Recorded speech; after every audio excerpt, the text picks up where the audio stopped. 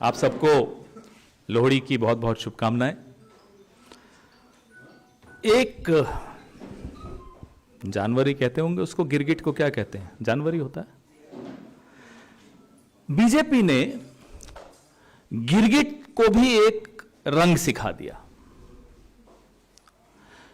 जिन्हें लाल आंखें दिखानी थी उनके लिए लाल कारपेट बिछा दिया।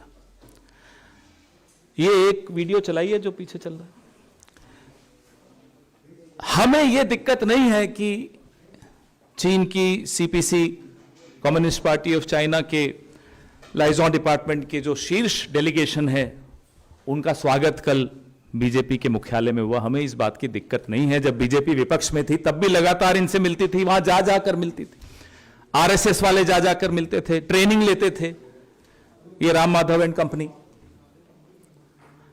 इसकी भी दिक्कत नहीं हमें, क्योंकि आपसी संबंधों में राजनीतिक दल दूसरे देश के राजनीतिक दल से मिलते हैं, उसमें प्रॉब्लम नहीं है।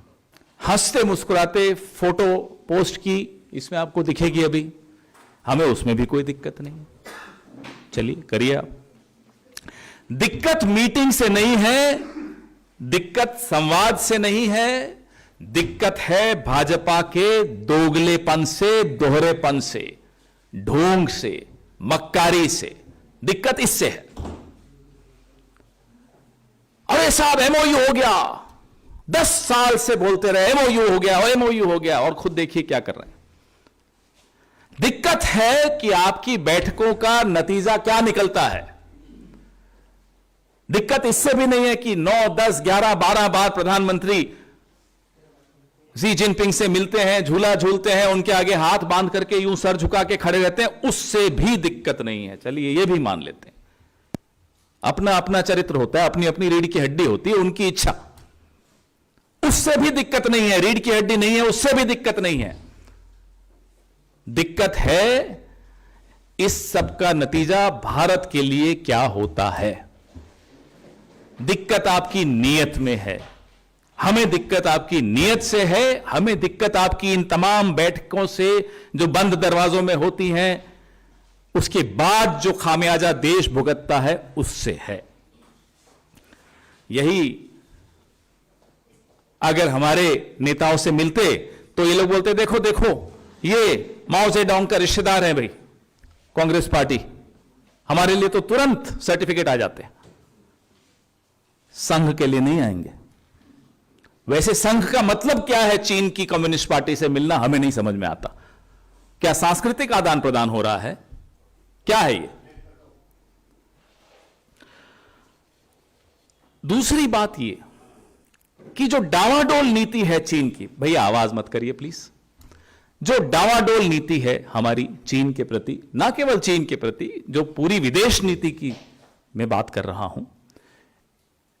अमेरिका ने डांटा तो चीन के पास चले गए, चीन ने डांटा अमेरिका के पास चले गए। कोई बच्चे हो, इधर से डांट पड़ी उधर चले गए, मम्मी ने डांटा पापा के पास चले गए, पापा ने डांटा मम्मी के पास चले गए, दोनों ने डांटा नाना नानी के पास चले गए, दादा दादी के पास। क्या मजाक बना रखा है साहब आपने?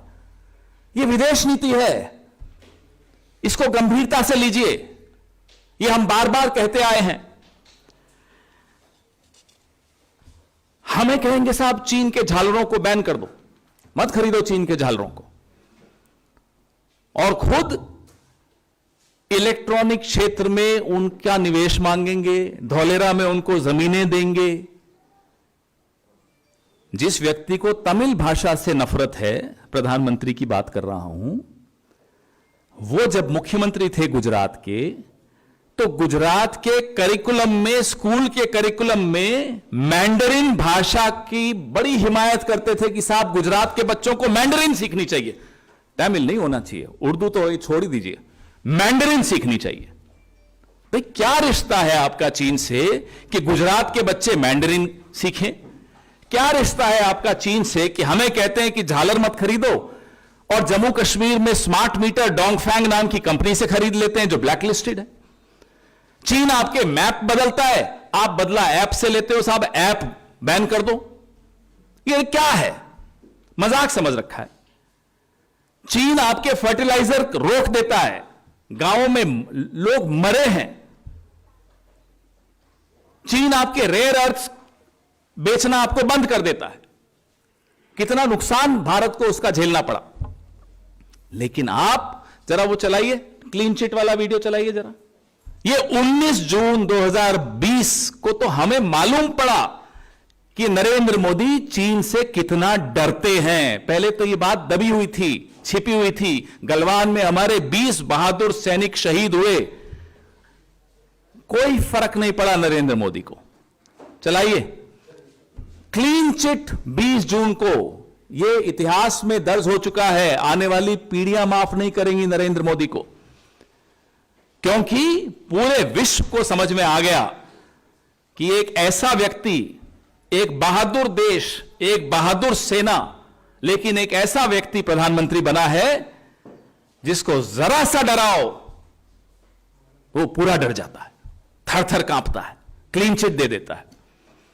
एक ऐसा व्यक्ति इस देश का प्रधानमंत्री बन गया है जिसकी तारीफ कर दो माय फ्रेंड नरेंद्र मोदी, कह दे डोनाल्ड ट्रंप, बिछ जाते हैं साहब, पूरे के पूरे बिछ जाते हैं। कोई तारीफ कर दे तो उनकी गुलामी कर देंगे, कोई डरा दे तो हाथ आगे बांध करके सर झुका के खड़े हो जाएंगे। यह बात जब तक राज थी ना, तब तक तो ठीक थी। अब यह राज जब खुल गया, चलाइए जरा, मैं थोड़ा चुप होता हूं, पहले यह सुनिए, वॉल्यूम करिए। न ही कोई गुस्सा हुआ है, न ही हमारी कोई पोस्ट किसी दूसरे के कब्जे में है। ये ऐतिहासिक शब्द हैं। इन शब्दों को सुनने के बाद हम सबका सर उन शहीद सैनिकों के लिए झुक गया कि आपने अपनी जान बलिदान कर दी और ये देश का प्रधानमंत्री। ये बार बार सुनना चाहिए आपको, रोज रात को सुनकर सोना चाहिए ताकि सुबह खून में उबाल आए और आप पत्रकारिता कर सकें, आपके मालिक कुछ भी चाहें। हमें कहते हैं छोटी आंख वाले गणेश जी मत खरीदो, देश के लिए अलग मापदंड, और खुद बैठकें करेंगे, व्यापारिक बैठकें करेंगे, कंपनीज पर से बैन हटाएंगे, पीएम केयर फंड में पैसा चीन की ब्लैकलिस्टेड कंपनी से लेंगे। भाई क्या मजाक है? मापदंड सबके लिए सेम होना चाहिए। अब यह मीटिंग हुई साहब, मीटिंग में हम यह जानना चाहते हैं, क्योंकि आप तो सत्ताधारी दल हो, आपसे मीटिंग हुई, आपके मुख्यालय पे मीटिंग हुई, तो हमें यह बताइए कि जो चीन ने हमारे हितों पर कुठाराघात किया है, क्या उस पर चर्चा हुई?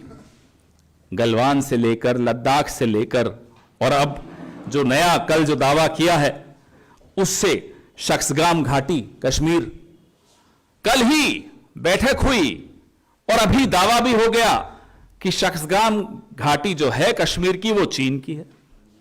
क्या आपने इस पे चर्चा की? बंद कमरे में ही सही, लाल आंख दिखाई। यह जानना तो देश का हक है। आप शख्सगाम की बात करते हैं, अरुणाचल और लद्दाख में हम क्या क्या गंवा चुके हैं, ये हम कई बार चर्चा कर चुके हैं। हमारे कई नेता यहां आकर आपसे इस बारे में बात कर चुके हैं, आप लोग कई बार कवर कर चुके हो। लगातार हम चीन के आगे सब कुछ गंवाए चले जा रहे हैं, और फिर ये बैठक भी होती है, बैठक को क्लोज डोर होती है, बैठक उनके मुख्यालय पर होती है, उनका स्वागत होता है, गर्मजोशी से होती है, सब कुछ कीजिए। उस बैठक के कुछ घंटों में शख्सगाम घाटी तक पे क्लेम, दावा चीन ने कर दिया। इसका भी जवाब दीजिए, इसका भी खुलासा कीजिए। ऑपरेशन सिंदूर में क्या हुआ?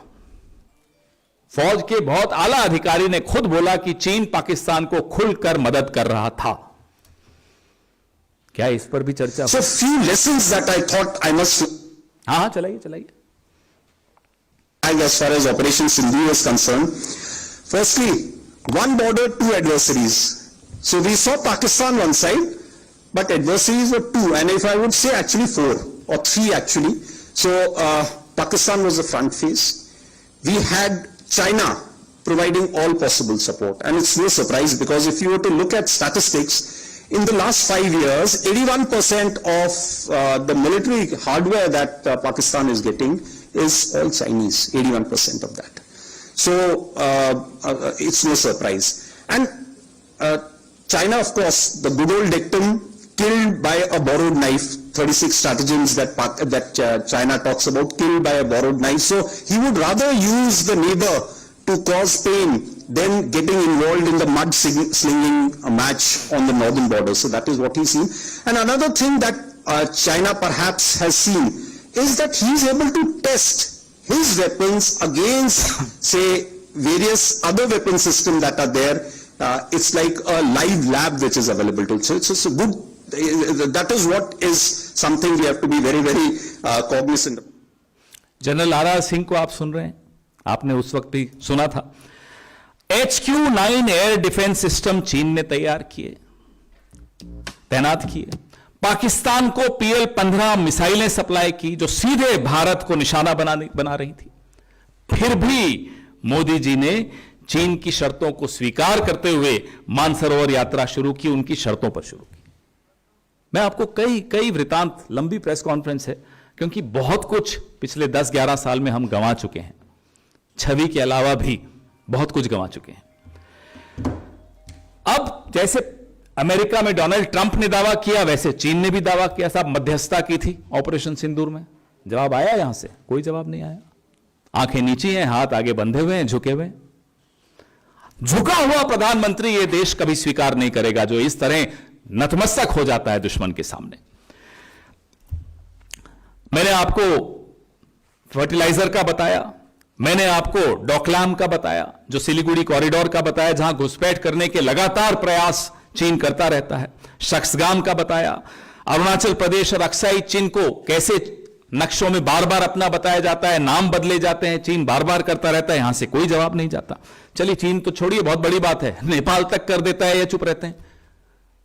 तो भारी मिलिट्री मौजूदगी चीन ने बनाई, बफर एरिया बनाया, जो मई 2020 से पहले की जो यथास्थिति थी, जिसके बारे में हम बोल बोल कर थक गए, आप लोग सुन सुनकर थक गए, लेकिन इनकी कान में जूं नहीं रहेगा। स्टेटस को एंटे जो 2020 अप्रैल मई का था, क्या वो रिस्टोर हुआ है? कोई जवाब नहीं हुआ है, आप जानते हैं। और मोदी सरकार चीन के मजदूरों को वीजा देकर हम अपने मेक इन इंडिया और PLI योजनाओं को बढ़ावा दे रहे हैं। क्यों दे रहे हैं साहब? क्या आपको इतनी क्या मजबूरी है? पैंगोंग के रास्ते से मिलिट्री के पुल बनाए जा रहे हैं, मोदी सरकार चुप, कोई जवाब नहीं। कितने उदाहरण दें हम आपको ये बताने के लिए कि चीन की जो हमारी विदेश, चीन के प्रति जो हमारी विदेश नीति है, आज सिर्फ चीन पे ज्यादा बात कर रहे हैं, उसका नुकसान आने वाले कई दशकों तक यह देश झेलेगा।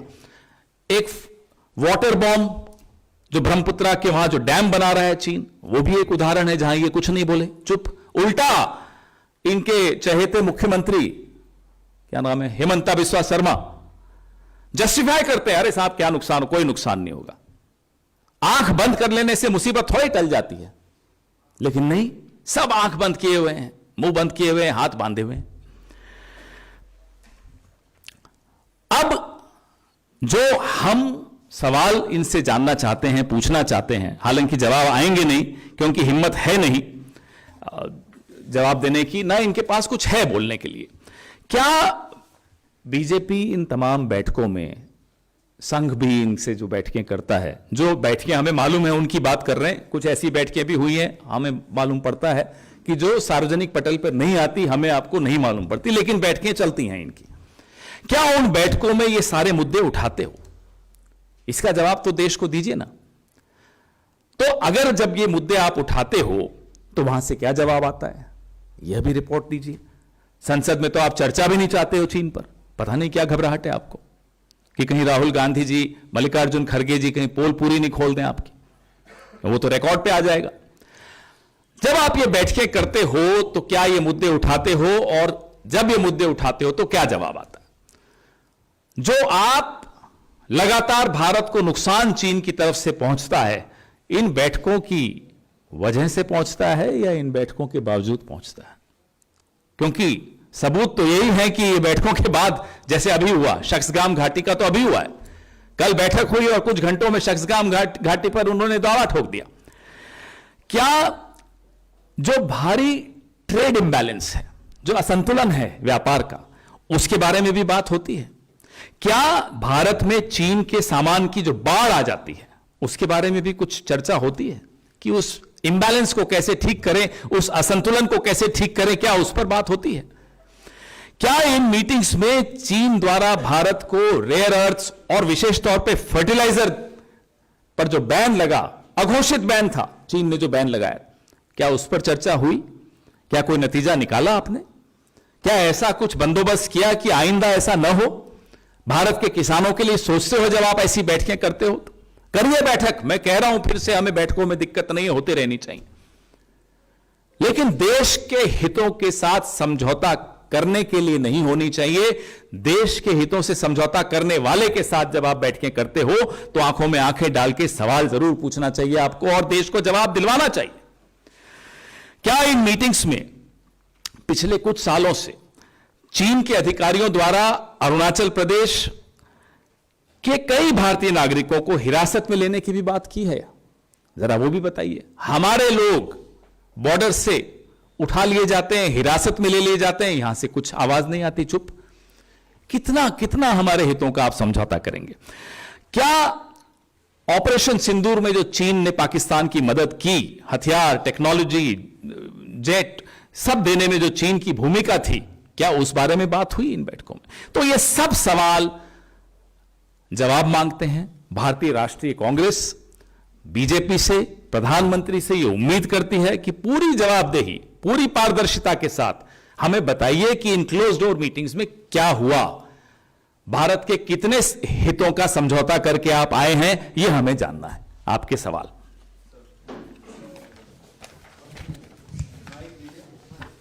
सर, आज ये मुद्दा उठाया जा रहा है तो ये 2020 के बाद पहली ऐसी बैठक बीजेपी हेडक्वार्टर्स में हुई है, दोनों फॉरेन अफेयर्स आप बाकी तो वहां खुद चली जाती है बीजेपी मिलने, कई बार गई है।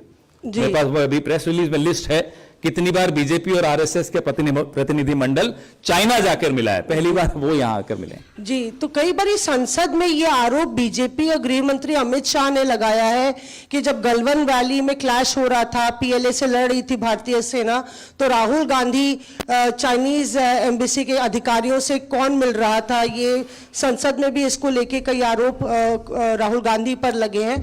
और राजीव गांधी फाउंडेशन ट्रस्ट पर भी जो एफसीआरए कैंसिल किया गया तो उन पे भी आरोप भारत सरकार की तरफ से लगाया गया कि चाइनीज एम्बेसी से पैसा लिया है। तो आज आपको पता है इंडिया फाउंडेशन, जानते हैं ना, इसका नाम तो सुना है, किससे संबंधित है जानते हैं? इनके भी जरा लिस्ट देख लीजिएगा कितना पैसा चीन से कब कब लिया। विवेकानंद फाउंडेशन का भी जरा निकालिएगा। बात यह नहीं है कि आपने एज एनजीओ किसने किसको किससे पैसा लिया, किस लिए लिया। बात यह है कि आप सत्तारूढ़ दल हैं, पिछले 12 साल से आप सरकार में हैं, भारत के हितों के साथ लगातार समझौते हो रहे हैं, आप मुंह से आवाज नहीं निकलती, जब निकलती है, जब मुंह खोलते हैं तो क्लीन चिट दे देते हैं। सवाल यह, क्या हम लोगों ने कभी क्लीन चिट दी चीन को? क्या भारत के हितों के साथ हमने समझौते किए? इनका एक चहेता एनजीओ है जिसमें विदेश मंत्री के सुपुत्र भी हैं, वो चीन से कितने पैसे लेते हैं जरा पूछिए। विदेश मंत्री एस जयशंकर का सुपुत्र जिस एनजीओ में कार्यरत हैं, बहुत बड़े पद पर हैं, क्या वो एनजीओ पैसे नहीं ले रहा इनसे, चीन से? बात ये सब नहीं है। हम कह रहे हैं हमें दिक्कत नहीं है इन सब चीजों से, ना आपकी बैठकों से, ना आप पैसा लो, उससे भी कोई दिक्कत नहीं। हम तो कह रहे हैं पीएम केयर फंड में इतना चीन का पैसा कैसे आया? डोंगफेंग कंपनी पे हमें दिक्कत है, ब्लैक लिस्टेड कंपनी से आप जम्मू कश्मीर जैसे संवेदनशील इलाके में स्मार्ट मीटर्स लगवाते हो, हमें वो दिक्कत है। हमें वो दिक्कत है कि देश को कहते हो छोटी आंख वाले गणेश जी मत खरीदो और खुद बड़े बड़े करारनामे करते हो चीन से। हमें कहते हो झालर मत लो चीन से, खुद इलेक्ट्रॉनिक क्षेत्र खोल देते हो, धौलेरा में जमीनें देते हो, कहते हो मैंडरिन कंपलसरी होनी चाहिए गुजरात के स्कूलों में। तो साहब देश को क्या हासिल होगा ये सब करने से, ये तो बताइए। कभी लद्दाख में जमीन ले लेगा, कभी अरुणाचल प्रदेश में जमीन ले लेगा, कभी शक्सगाम घाटी पर दावा ठोक देगा। क्या है भाई ये? वहां कंस्ट्रक्शन शुरू कर दिया। यह है सवाल। बुनियादी सवाल ये हैं। मेरा सवाल ये था कि क्या बीजेपी का देखने का चश्मा अलग है विपक्ष के लिए, राहुल गांधी के लिए? हम तो कह रहे हैं, अपनी बात जब आती है तो आंखें बंद हो जाती हैं, मुंह बंद हो जाता है, मुंह जब खुलता है तो क्लीन चिट देने के लिए खुलता है।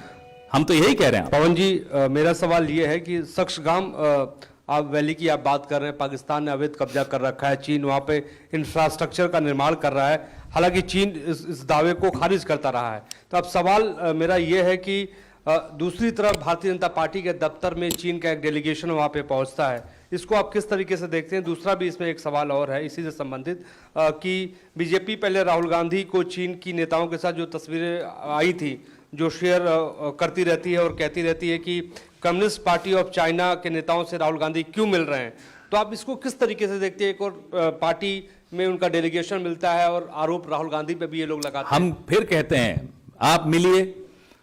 अरे जब बीजेपी विपक्ष में थी तब भी मिलती थी, हमने रोका नहीं? रोका। हम तो सरकार में थे, चाहते तो रोक सकते थे, नहीं रोका। मुलाकात में दिक्कत नहीं है, मीटिंग में दिक्कत नहीं है।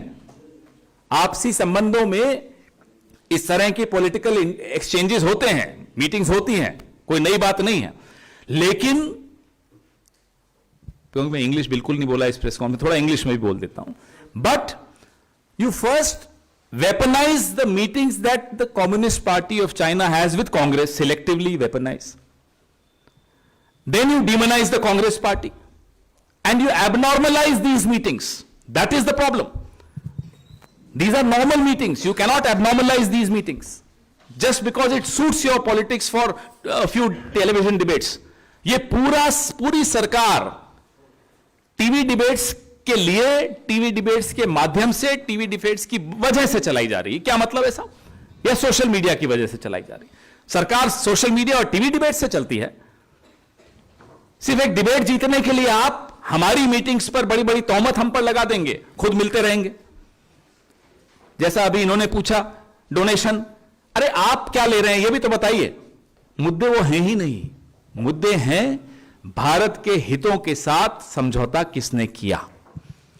मुद्दे हैं चिकन्स नेक सिलीगुड़ी कॉरिडोर, मुद्दे हैं लद्दाख अरुणाचल प्रदेश, मुद्दे हैं सक्सगाम वैली, मुद्दे हैं गलवान, मुद्दे हैं स्टेटस को एंटे ऑफ 2020 अप्रैल में, मुद्दे हैं क्लीन चिट, मुद्दे हैं opening your industry to China, मुद्दे हैं ब्लैक लिस्टेड कंपनीज को आप भारत में ला रहे हैं, मुद्दे हैं उनकी ट्रेड पर से सैंक्शंस हटा रहे हैं। क्यों भाई, क्यों? क्या मिल गया भारत को? क्यों हटा रहे हैं? ये है मुद्दे, मीटिंग मुद्दा नहीं है। सर, क्या कांग्रेस की भी sir, कोई as मीटिंग होगी?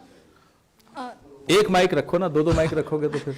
Pawan sir, as you are also mentioning about the meeting at BJP headquarters, but your own external affairs department chief Salman Khurshid has also met the same delegation. So what do you say about it? Because on one side you are questioning the intent, the timing of this meeting when they are also already. Let's be very clear. The और sir, CPC इसी से जुड़ा हुआ सवाल था, क्योंकि मेरा भी यही सवाल था कि सलमान खुर्शीद साहब की सीपीसी डेलीगेशन से मुलाकात हुई है, ये जानकारी आ रही है, तो CPC क्या डेलीगेशन सलमान साहब ने उन मुद्दों को उठाया जो गलवान वैली और चकसाम वैली की बात आप कर रहे हैं? क्या उन्होंने उन CPC मुद्दों को- delegation met at the request of the CPC delegation had requested. The request was approved by the government of India, and that's why our External Affairs Department, Foreign Affairs Department Chief, Mr. Salman Khurshid met them. The fact of the matter is, the ruling party is the BJP. Fact of the matter is, there is another organization, unregistered organization, which controls the ruling party of India called the RSS. Fact of the matter is, meeting is not a problem. We keep saying when they were in the opposition, we did not stop them from meeting. The problem is, who is compromising the interests of India? The opposition cannot. The ruling party can. And we have given you evidence after evidence, starting from clean chit to these blacklisted companies. And we will not be able to give you a single evidence where India's interests got benefited. Whether it's fertilizers, whether it's rare earths, whether it's the status quo ante of 2020. Give me one example where India stands to gain out of this foreign policy.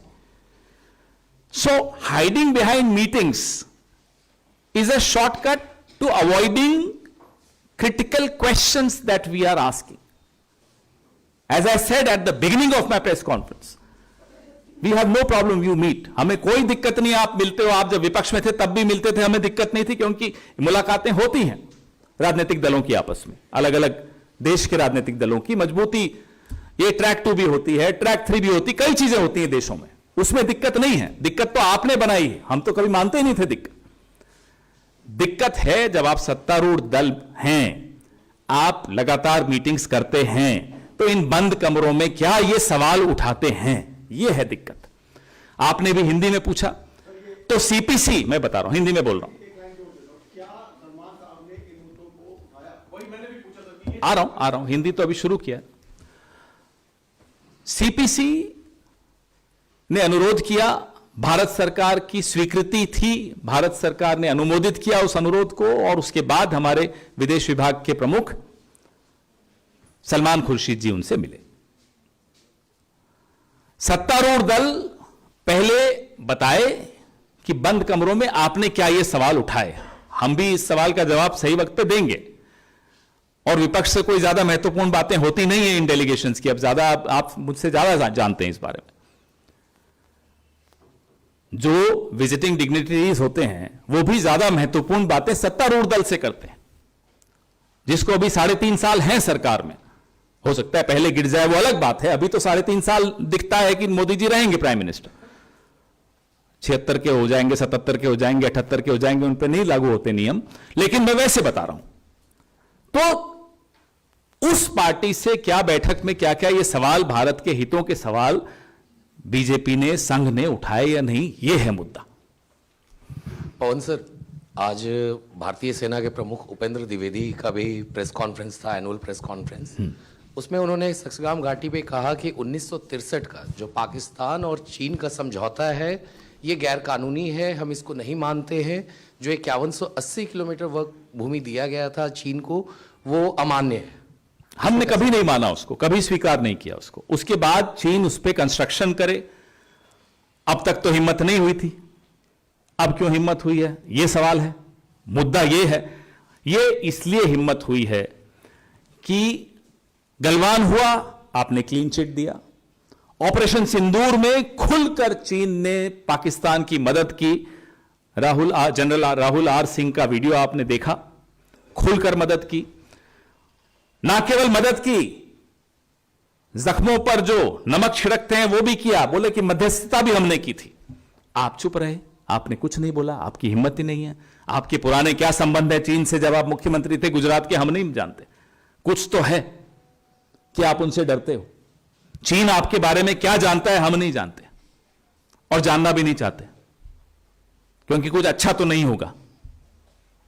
जो भी है, operation सिंदूर में आपकी चुप्पी चीन के प्रति, गलवान के बाद क्लीन चिट देना, पीएम केयर फंड में चीन से पैसा लेना, और लगातार भारत के हितों पर कुठाराघात होते हुए मौन रूप से देखते रहना, आंख बंद कर देना, मुंह बंद कर देना, ये आज उसका नतीजा है कि वहां कंस्ट्रक्शन कर रहा है जहां चीन को कंस्ट्रक्शन करने की हिम्मत अब तक नहीं थी। So there are two small questions. One is that the Chinese delegation has also met RSS General Secretary Dattatreya Hosable.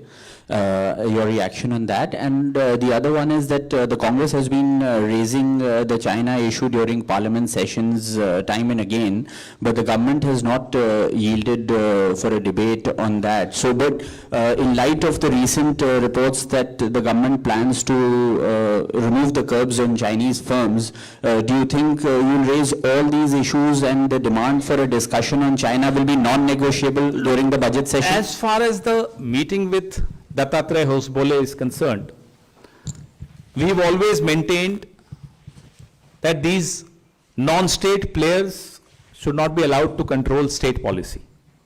RSS works behind shadows. It's a non-registered organization. And why should a non-registered organization, which is ashamed even of coming out openly, is allowed to control state policy, is allowed to do these meetings. They've been doing such meetings forever. What is it that they have to discuss? Culture? Well, I hope. But this is for the BJP and the RSS to answer. Number two, we and the entire country is aghast and surprised. Why is it that the BJP does not want any discussion on China in Parliament? What is it that the BJP is afraid of? Well, we all know what they're afraid of. But they should come out and have a clear, open discussion in the Parliament on China. And it's long pending. Starting from the clean chit that was given in June of 2020 by the Prime Minister. We've played the video for you.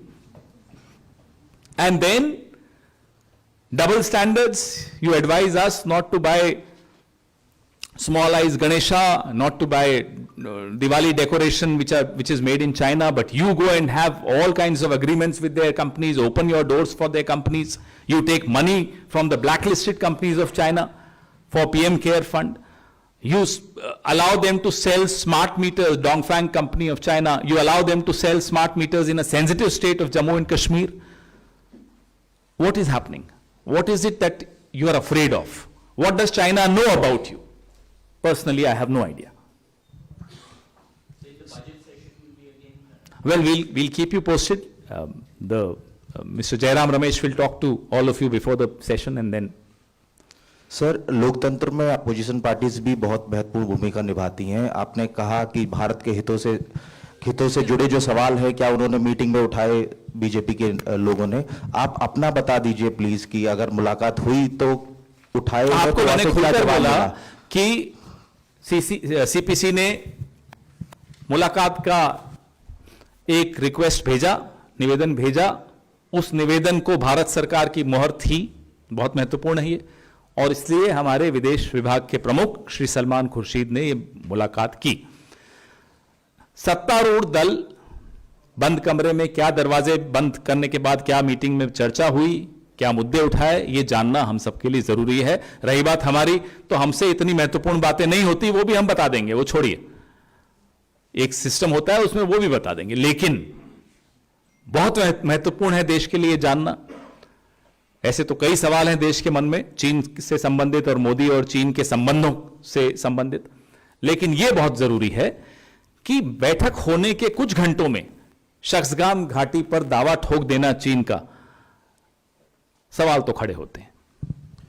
Pawan sir, मेरा सवाल आपसे ये है, आपने शख्सगाम घाटी की बात कर रहे हैं और तमाम चीन जो हरकतें कर रहा है उसकी बात कर रहे हैं, तो आप लोगों के पास तो एक बड़ा हथियार अपोजिशन के पास स्टैंडिंग कमेटी है एक्सटर्नल अफेयर्स, और आप ही के पार्टी के सांसद चेयरमैन हैं, तो क्या आप लोग उसमें उठवाएंगे इस मुद्दे को और आप परस्यू करेंगे क्या? संसद का सत्र शुरू हो उससे पहले काफी आपसे चर्चा होगी हमारे नेताओं की। जयराम रमेश जी भी आपसे इस बारे में बात करेंगे। जो जो रणनीति तय होगी जरूर आपसे साझा करेंगे। दत्तात्रेय होसबोले से जो मुलाकात हुई है, आरएसएस से किस हैसियत से मुलाकात हुई, क्या इसको आप जायज मानते हैं? भाई हमसे मत पूछिए, उनकी हैसियत तो हम मानते ही नहीं है, तो आप हमसे पूछ रहे हैं। उनकी हैसियत जो मानते हैं उनसे पूछिए। क्या एक ऐसा संगठन जो परछाइयों में छिपता है पिछले 100 साल से, जिसको अपने होने पे भी शर्म आती है, अपने आप को पंजीकृत नहीं करता, जो एक डिनाइबिलिटी का हमेशा एक प्रोविजन छोड़ के रखता है, अगर किसी के हाथ से गोली चल गई, महात्मा गांधी मारे गए, तो कहिए हम तो इसको जानते ही नहीं, भले वो बौद्धिक कार्यवाह रहा हो, नाथूराम गोडसे की बात कर रहा हूं, तो तुरंत हाथ खींच लेना, तुरंत पीछे हट जाना, ये किसी चरित्रवान संगठन में नहीं हो सकता। आपसे कोई गलती भी हो जाएगी तो आप खुलकर कहेंगे हां मेरे से गलती हुई, मैं भी यही कहूंगा, क्योंकि चरित्र है, रीढ़ की हड्डी है। लेकिन ये ऐसे लोग हैं जो छिपते छिपते काम करते हैं, आज से नहीं, शुरू से 100 साल। जब आजादी के आंदोलन को कमजोर कर रहे थे तब अंग्रेजों के साथ मिलकर काम करते थे, तब भी छिप छिप कर काम करते थे। तो ऐसे संगठन के हाथ में इतना महत्वपूर्ण चीजें दे देना, उनको ऐसी अनुमति देना कि वो भारत सरकार की विदेश नीति में हस्तक्षेप करें, भारत सरकार से पूछिए साहब, क्यों अनुमति देते हैं? हमसे क्यों पूछ रहे हैं? आज तो इससे महत्वपूर्ण कोई मुद्दा है नहीं.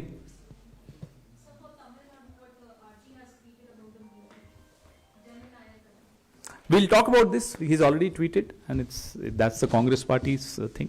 So I think this is an important issue. Please ask the right questions to the right people. In this case, it's the government of India, it's the ruling party of India. They cannot afford to have double standards. They cannot deal with Congress Party meeting the CPC in one language, and when they themselves meet them, it suddenly becomes a strategic meeting. So these double standards need to be exposed. As I said, there is nothing wrong in political parties meeting. It's been happening. When they were in the opposition, they would meet the Communist Party of China. In fact, when Gadkari ji was the president, they also took a lot of BJP leaders to China for training by CPC. So we have no problem. If we wanted, we were in power, we could have stopped them. But we understand these things happen. These interactions, these exchanges happen. But now you ask them about their double standards. You ask them about what happened in that meeting. You ask them about why within a few hours of that meeting the Shaksgam Valley has been claimed by China. These are the questions that need to be asked. Thank you.